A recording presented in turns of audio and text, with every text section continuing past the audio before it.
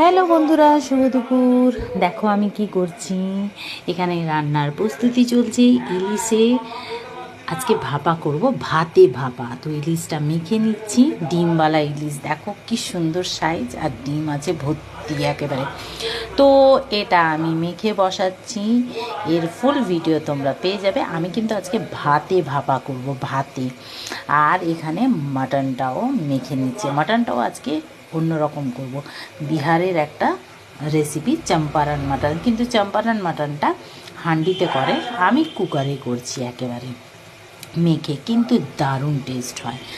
তো এই প্রস্তুতি এখন চলছে রান্নার। বাকি রান্নাগুলো তো হয়ে গেছে।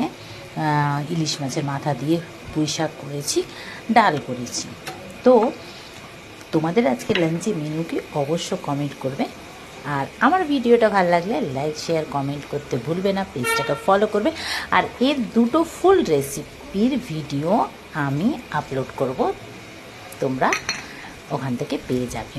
সত্যি বলছি, মানে এই ভাতে ভাপা ইলিশ আর এইভাবে মেখে মাংস দারুণ লাগে, দারুণ টেস্ট। একবার হলেও তোমরা ট্রাই করে দেখবে। তো চলো, আমি ডাইরেক্ট একেবারে কুকারে মেখে আর বসিয়ে দেবো। তো চলো, টাটা বাই, দেখা হচ্ছে খাওয়ার সময়।